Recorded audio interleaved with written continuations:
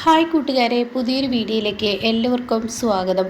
അങ്ങനെ ഇനി വളരെ ദേഷ്യമാവുകയാണ് കേട്ടോ സൂര്യക്ക്. ഹരിത ചെയ്തത് ഒട്ടും തന്നെ ഇഷ്ടപ്പെട്ടിട്ടില്ല, ഫോട്ടോ വലിച്ചു കയറിയത് കേട്ടോ. അപ്പോൾ അതിന് തിരിച്ചടിയായി നിശ്ചയത്തിൻ്റെ അന്നാണ് കേട്ടോ വലിയൊരു തിരിച്ചടി കൊടുക്കുന്നത്. അപ്പോൾ ഇതിൻ്റെയൊക്കെ കുറച്ച് മുന്നേ ഓരോരോ വീഡിയോകൾ ഇനി വരാൻ പോകുന്ന ഓരോ എപ്പിസോഡ് ഇതിന് മുന്നേ പറഞ്ഞിട്ടുണ്ട് കേട്ടോ. അങ്ങനെ ഇവരെല്ലാവരും നിശ്ചയത്തിൻ്റെ ആ ആഘോഷത്തിമിർപ്പിലാണ്. എല്ലാവർക്കും വലിയ സന്തോഷം തന്നെയുണ്ട്. അങ്ങനെ എല്ലാവരും താൻ വിചാരിച്ചതുപോലെ വീടാകെ എല്ലാം മൊത്തത്തിൽ സൂര്യയും നന്ദിനിയും ഒഴിച്ച് ബാക്കി എല്ലായിടത്തും ഹരിതയുടെ അച്ഛൻ, ഏട്ടൻ, തൻ്റെ അമ്മ, അതുപോലെ തന്നെ പത്മ, അങ്ങനെ എല്ലാവരെയും നിറച്ച ഓരോ സൈഡിലും ഓരോ ഭിത്തിയിൽ എവിടെ നോക്കിയാലും ആ ചുമരിൻ്റെ നന്ദിനിയും സൂര്യയുടെയും റൂമിലല്ലാതെ ബാക്കി എല്ലാ റൂമുകളിലും ഇത് തന്നെ കാണുന്നു കേട്ടോ. ഇതിങ്ങനെ കാണുന്നതിനെ തുടർന്ന് സൂര്യ വലിയ പ്രശ്നമൊക്കെ ഉണ്ടാക്കിയിട്ടുണ്ട്.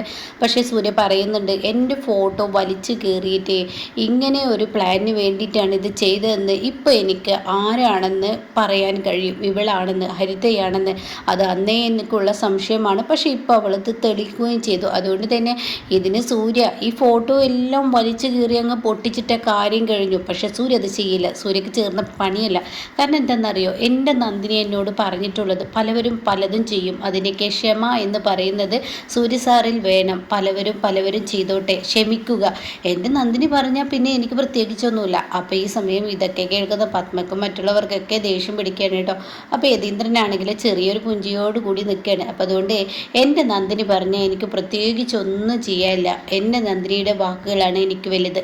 അവളുടെ വാക്കുകൾക്ക് ഞാൻ വേറൊരു ഇതും കൊടുക്കത്തില്ല, ആരെന്ത് പറഞ്ഞാലും. അപ്പോൾ നിങ്ങൾ വിചാരിക്കുന്നുണ്ടാവും സൂര്യ ഓടിപ്പോവുകയാണെന്ന്. പക്ഷേ സൂര്യ തോറ്റിട്ടില്ല കേട്ടോ.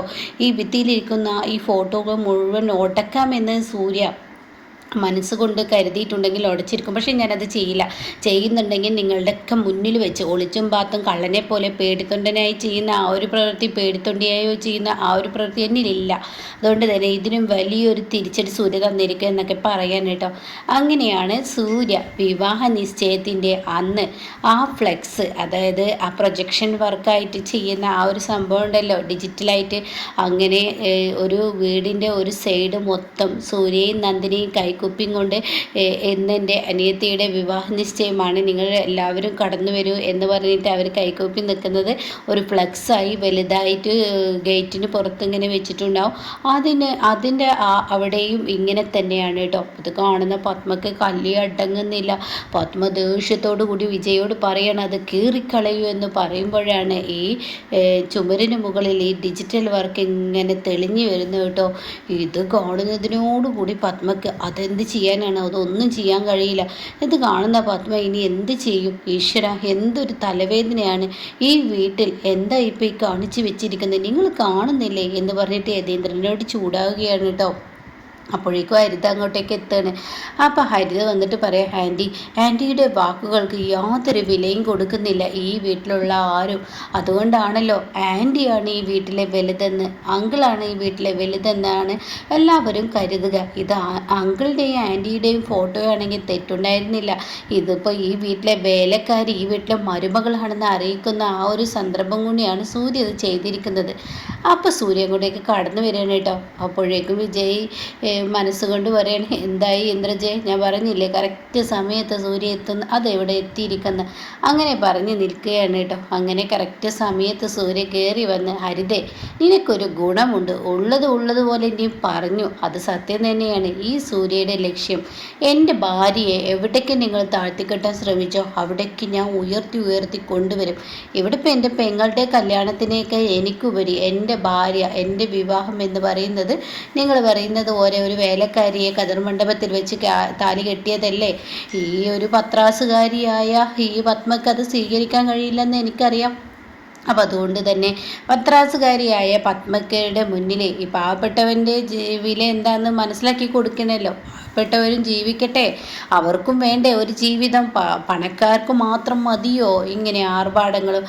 അവരും ഒന്ന് പൊങ്ങട്ടെ. ഇങ്ങനെയുള്ള നമ്മളൊക്കെ നല്ലൊരു കാര്യം ചെയ്തു കൊടുക്കുമ്പോഴല്ലേ പാവപ്പെട്ട ഒരു കുട്ടിയെ ഞാൻ കല്യാണം കഴിച്ചെങ്കിലല്ലേ അവൾക്ക് പണക്കാരുടെ സുഖ സൗകര്യങ്ങൾ അറിയാൻ കഴിയത്തുള്ളൂ. അല്ലാതെ പണക്കാരെ തന്നെ കല്യാണം കഴിച്ചതുകൊണ്ട് എന്താണ് അതിൽ കാര്യം? അപ്പോഴേക്കും പത്മ, ദേ നിങ്ങളുടെ മകനോട് സംസാരം നിർത്താൻ പറയും. പിന്നെ ഞാനങ്ങ് നിങ്ങൾ പറയുമ്പോഴേക്കും സംസാരം നിർത്താൻ ഞാൻ പറഞ്ഞിരുന്നു.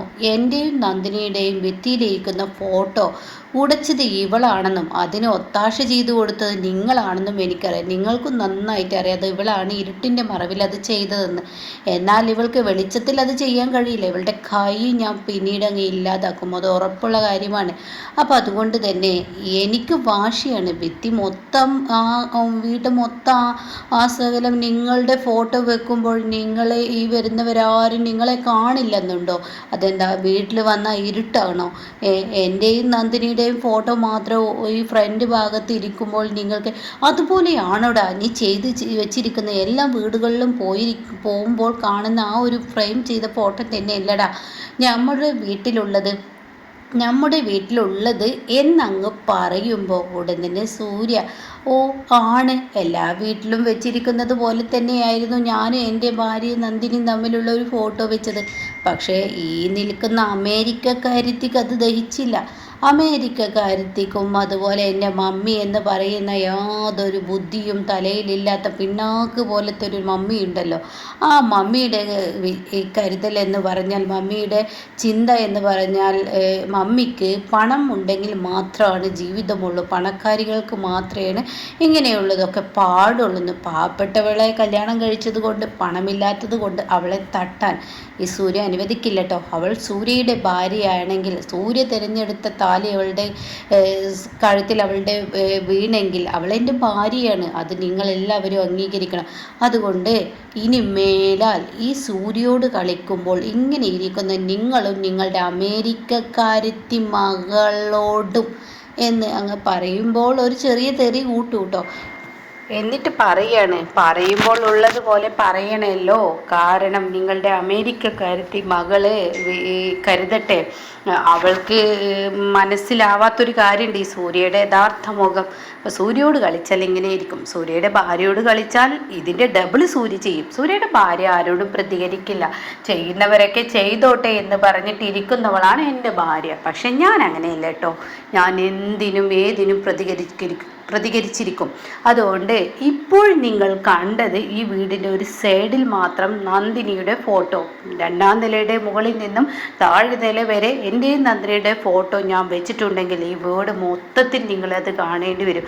അതുകൊണ്ട് ഇനി അടങ്ങി ഒതുങ്ങി നിന്നോ. ഈ ഒരു ഫോട്ടോയിലോ ഈ ഫ്ലെക്സിലോ ആരെങ്കിലും തൊട്ടാൽ അവന് പിന്നെ കൈയില്ല. അപ്പോഴേക്കും വിജയ്, ഞാൻ പോയില്ല അളിയ, എൻ്റെ കൈ എനിക്ക് വേണം അളിയ, ഞാനൊരാണാണെന്ന് കരുതി അളിയൻ എപ്പോഴും എൻ്റെ ദേഹത്തോട്ട് ഇല്ല അളിയ, അളിയൻ്റെ ദേഹത്തോട്ട് ഞാൻ എടുക്കില്ല. അളിയൻ മറ്റുള്ളവരുടെ വാക്ക് കേട്ട് എൻ്റെയോ നന്ദിനിയുടെ ഫോട്ടോയിൽ ഒരു ചെറിയ കോറൽ പോലും വന്നാൽ പിന്നീട് ഞാൻ ആരാണെന്ന് ശരിക്കും അറിയും. അതുപോലെ അമേരിക്കക്കാരി മോളെ നീ ഒന്ന് മനസ്സിലാക്കിക്കൊട്ടോ. എന്നെക്കുറിച്ച് അമേരിക്കക്കാരി മോൾക്ക് എന്നെക്കുറിച്ച് ഇതുവരെ അറിയില്ലെന്ന് തോന്നുന്നു. എന്നാൽ എൻ്റെ സ്നേഹതിഥിയായ പത്മാമേടമേ ഒന്ന് പറഞ്ഞങ്ങ് കൊടുത്തേക്ക് കേട്ടോ. ഇപ്പോൾ ഇത് ചെറിയ ഡോസ്, ഇതിൻ്റെ വലിയ ഡോസ് ഇനി വരാനിരിക്കുന്നേ ഉള്ളൂ. നിശ്ചയത്തിൻ്റെ തലേന്നാളല്ലേ, തുടങ്ങിയിട്ടല്ലേ ഉള്ളൂ, ഇനിയുണ്ടല്ലോ കിട്ടുമെന്ന് പറയുമ്പോൾ ഇവിടെ ഇപ്പുറത്ത് ഇരുന്ന് ചിരിക്കുകയാണ് കേട്ടോ ഈ പറയുന്ന യതീന്ദ്രൻ.